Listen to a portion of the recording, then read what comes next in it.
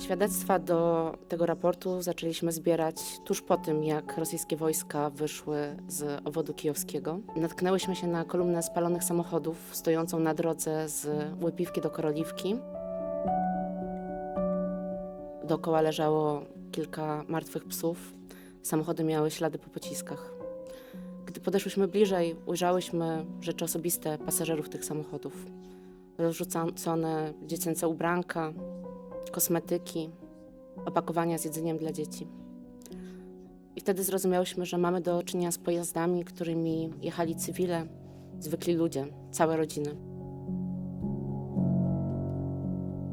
W jednym z samochodów zobaczyłyśmy spalone ludzkie kości. To jest wszystko, co zostało po dziadku, mamie i małym chłopczyku. Udało nam się zebrać świadectwa 22 osób, które wyjeżdżały w tej kolumnie ewakuacyjnej, zrozumieć dokładny przebieg wydarzeń. Wyjeżdżającym ukraińskim cywilom, którzy po prostu chcieli ratować swoje życie i wyjechać spod okupacji, rosyjskie wojsko gwarantowało bezpieczeństwo, obiecywało stworzenie zielonego korytarza. No a chwilę po tych obietnicach zaczęło ich ostrzeliwać. Ten raport bardzo dobrze pokazuje, ile są warte rosyjskie gwarancje bezpieczeństwa i rosyjskie obietnice. Я нічого не могла зробити. Я не могла зупинити смерть, яка була навкруги. Я бачила, як палали автівки позаду. Їхала автівка Тетяни, вони їхали за нами. Мої діти їхали за мною. Я не знала, що з ними. Пізніше я побачила, що невістка вся в крові. Її обличчя, плече. Син був поранений. У нього було вирвато кусок плеча.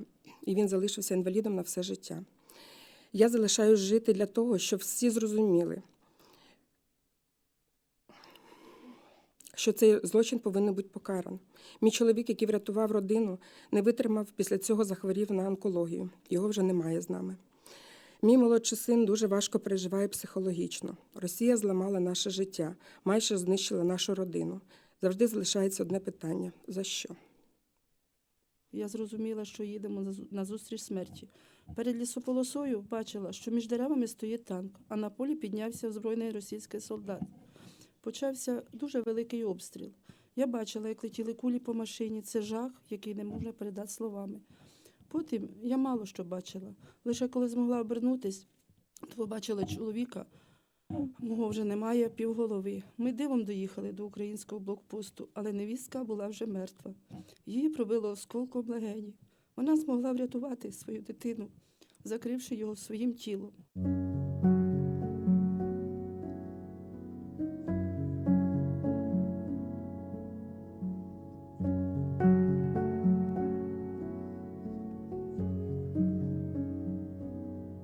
Росіяни спланували це все, що це не було випадковим або якимсь, знаєте, спонтанним рішенням обстріляти, знищити цю колону. Ні, вони збирали ті 14 автівок, як Ной збирав на свій ковчег. І потім, коли назбиралося вже достатньо, як вони подумали, вони дали їм дозвіл їхати.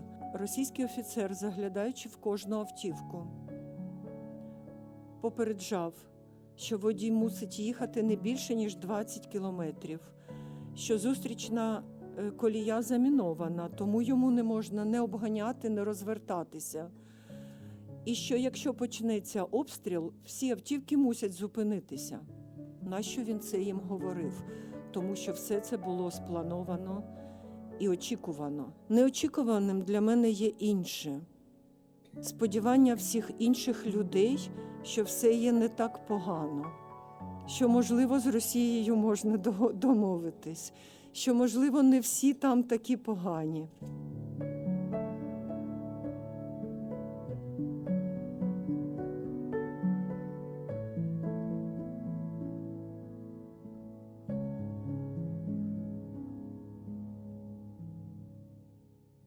Поза тим, ще є історія кожної людини, дитини, які пласком вибиралися потім з тих горівших машин. Хтось згорів живцем.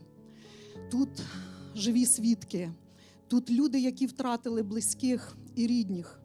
І я хочу, щоб ви усвідомили просто, що це лише єдина колона. Я виїжджала з Маріуполя, я бачила, десяток точно поодиноких розстріляних машин і кілька колон. Тобто це лише приклад на тій території, яка є деокупованою на сьогодні.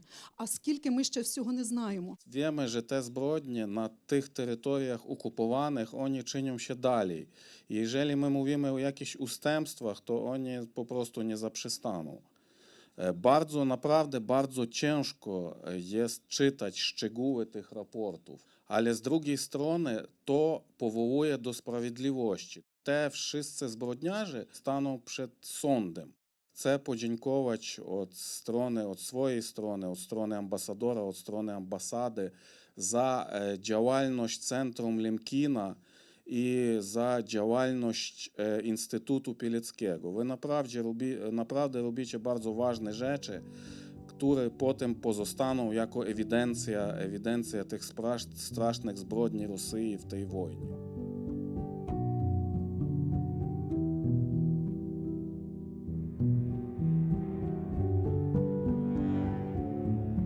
Bardzo się cieszę, że krótko przed kolejną rocznicą wybuchu pełnoskalowej wojny w Ukrainie udało się przygotować raport.